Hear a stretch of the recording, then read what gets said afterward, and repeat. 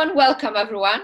Tonight I've got the greatest pleasure to introduce to you Britney Shawley, who is the founder of Whole and Healthy Kitchen. Welcome, welcome. Thank you, Nina, for having me.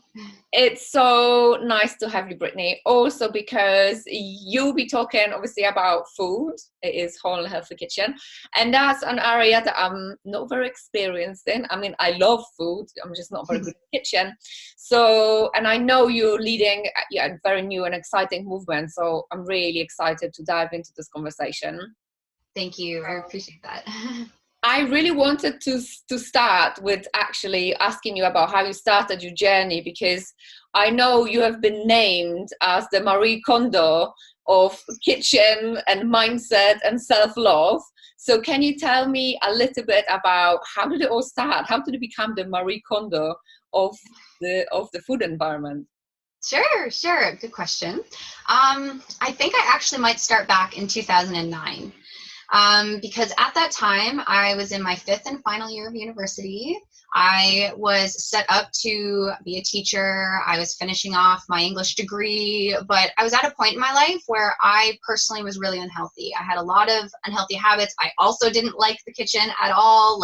And I was really trying to kind of, I guess you can say, find myself. And I'm really grateful in a sense that my university went on strike for 16 weeks. And so it gave me an opportunity to listen and contemplate and get curious and try and figure out, what am I actually going to do with my life? Because at that point I was like, okay, maybe I don't want to be a teacher. And there was one particular night where I'm sitting in my bed. I had actually just finished binge eating because that was kind of my unhealthy habit at the time.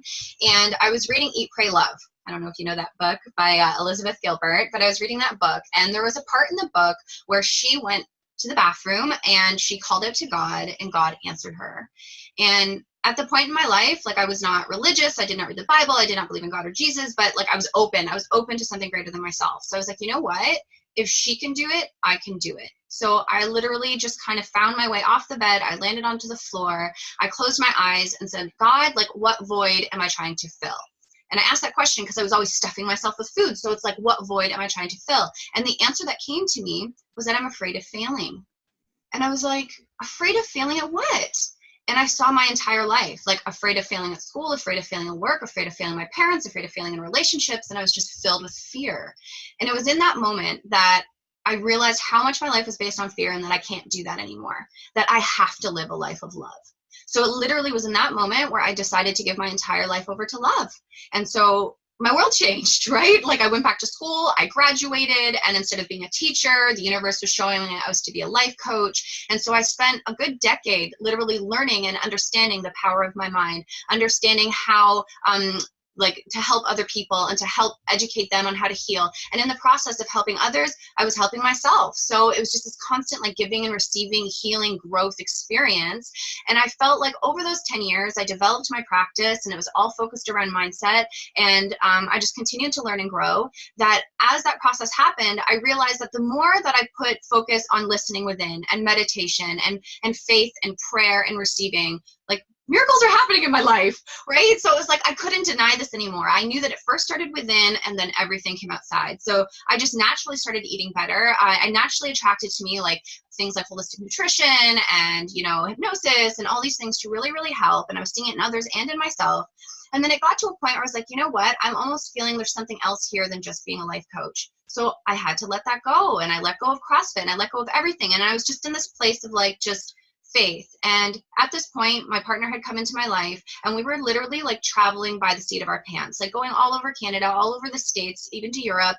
And in this process, I'd find myself in people's homes, and I started to just own the kitchen. And I realized that this was a way for me to give back and to serve, and how much I absolutely loved making meals for people and bringing us together over the kitchen table.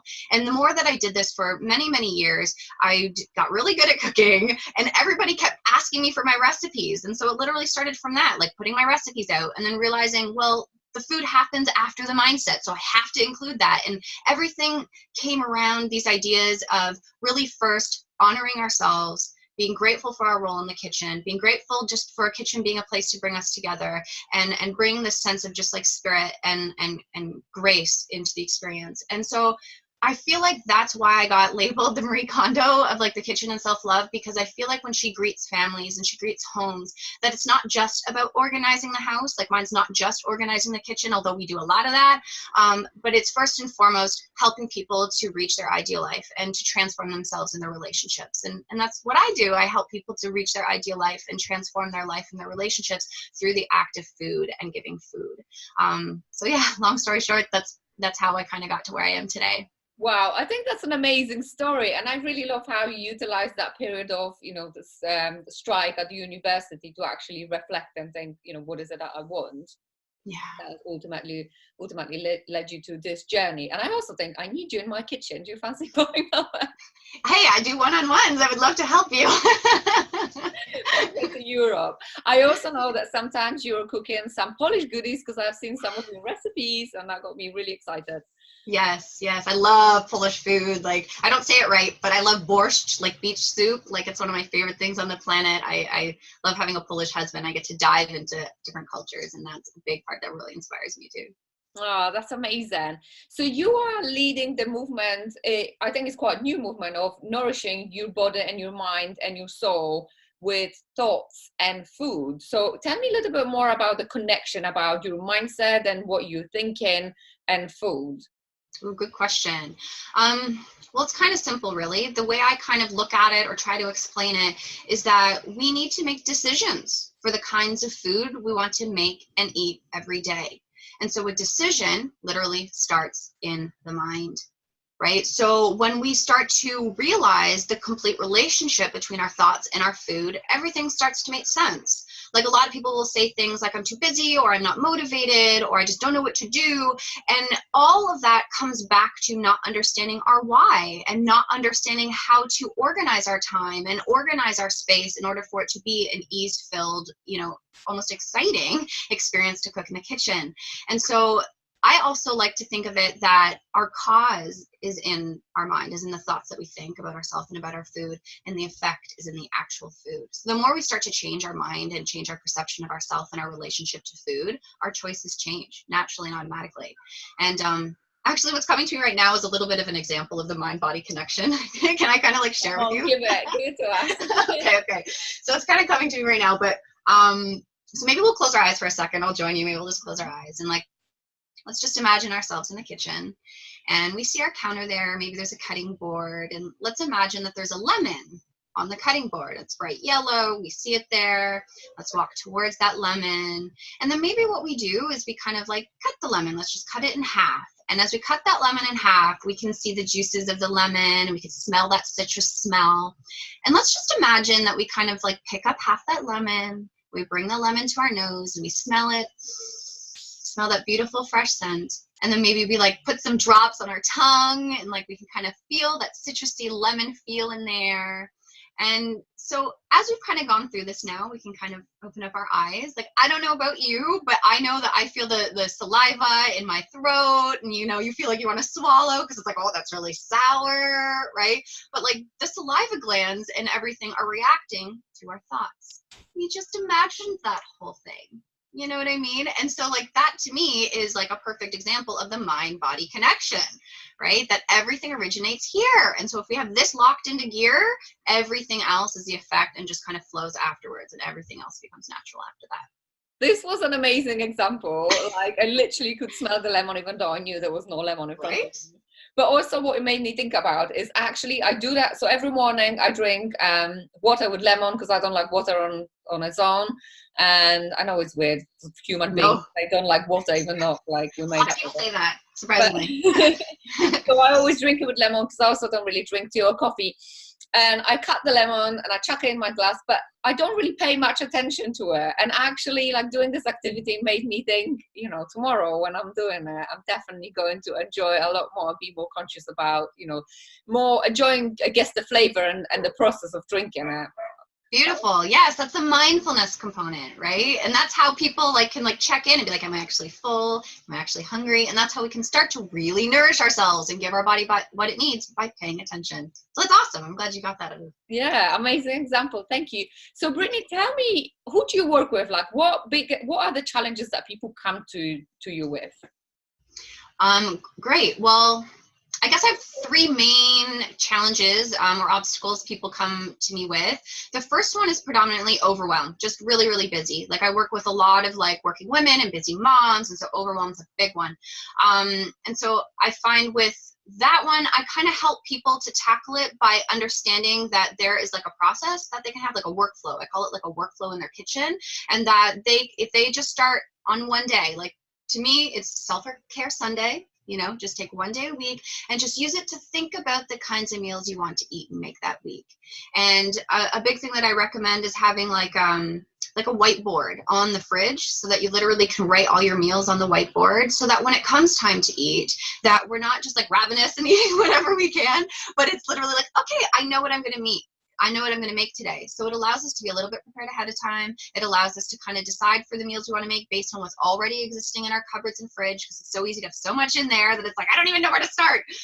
So that's like a big one, helping like busy women and like feeling overwhelmed to really have a workflow that they can kind of follow, and then they almost don't have to think about it as much because they've already thought about it ahead of time. So that's a really big one. The second one would probably be people who want to be healthy, but they don't really know where to start, right? It's like they don't even know where to begin. So a lot of the time with that, I try and help people to focus on the specific like being characteristics that they want to embody and that they want to have. So sometimes people will say like, I want to have more confidence, or I want to have more certainty, or I want to have more self-worth, or whatever it is for them. And we kind of like pinpoint it through some questions and activities. And then from there, I try and pair it with some sort of healthy activity that's actionable, that's specific, that's really focused to help bring about that being characteristic. Because a lot of the time what it is we just unfortunately neglect ourselves when that needs to be the first place that we put it in. And then once you start to embody more of that confidence, you're naturally going to clean out your pantry. You're going to naturally bring in more whole foods. You're going to naturally follow the steps to kind of clear things out and organize it to make it as simple for you as possible. And it's just like one day at a time, one thought at a time, one exercise at a time, and we go from there. So I kind of help that break it down, make it simpler for people. And then the third one would probably be lack of motivation, you know, because I really feel like people a lot of the time will know what to make, but it's the motivation and actually doing that. So a big thing that I do for people who lack motivation is to help them to find their why. Because once we've discovered our why in the kitchen, like our why is synonymous with purpose. And once we've found that what that is, it just radiates. It's the energy that fuels us into action every day. It is the reason that gets us up in the morning excited to make food for us and for our family. And that why really just drives people forward. So I take them through an extensive activity to help them discover that. And that seems to be potent and powerful for people who do it. Yeah. Wow, that's amazing. So if you were to say to everyone watching, and you know everyone in the world, because I think a lot of people are struggling nowadays with their relationship with food, if you were to recommend like one little action that all of us could take that would probably make the biggest positive difference in our lives and our relationship with food, what do you think that would be? What would you recommend? Ooh, great question. I would probably say that if people can take 100% responsibility for the thoughts that they think and the goals that they set, they will live a great life. And it's when we don't take responsibility for our thoughts and our goals that we don't live the best life possible, right? And, you know, in that encompasses everything, the body, mind, and spirit, not just the specific foods, but that's definitely where I would anchor it, responsibility. I think that's a great answer, because I'm also a big advocate of taking 100% responsibility for your life and all the aspects of this. Something that you're not happy with, like you need to do something about it. Otherwise, yes. Just talking about it or not being happy about it, you know, it's not going to change itself. And I think if we want to change something, we also need to be prepared to change. Yes. Because if you keep doing the same things, you're never going to get the same results. So if you want different results, you need to be able to do something that maybe you don't necessarily want to do to start with, because it feels uncomfortable. Exactly. It's outside the comfort zone, you know, but that's why I think it's helpful that we have each other and stuff. We can kind of like hold each other's hand and be like, it's okay. I'm like, you got this. Like, just do it for today, you know, and we keep progressively moving forward. Absolutely. Britney, what's your ultimate mission? My ultimate mission, I would say, is to empower and educate busy women and or like even busy moms and working women with the power of mindset, workflow, and like food related habits to enable them to be confident inside themselves and to live their ideal life. Because I feel like when we empower women and mothers, we're also empowering families and children, which affects all generations, all of our future, and the health of humanity and the world at large. And so I feel like if we can just start by bringing love and mindfulness and self-care to our kitchens, then our whole lives and our whole world can change. And so that's ultimately my goal. That's very inspiring. And in fact, it makes me want to think more about my food and what I eat, because I'm also not known for eating the best. And being a bit of a queen of junk food. Not finding the kitchen the most comfortable zone in my house, but actually what you have shared with us today has been super inspiring. And I think that mindful eating that you mentioned is something that I'd been interested in for quite a while, and I think you explained it really well today, and I think it certainly gave me some food for thought. Beautiful. I'm happy to hear that. Well, Britney, it's been such a great pleasure to have you on the show. Thank you so much for sharing all your insights and, your very inspiring story, and also all your knowledge and experience. So I think for everyone watching, follow Britney, and we'll post all the links under the video so everyone can find you, because I think your mission is super inspiring and super important, like you said, not just for us, but also for families and for future generations. So. Yes. Beautiful. Thank you, Dina. Thank you for your time and all your wonderful questions. Thank you so much. Okay. Bye. Bye.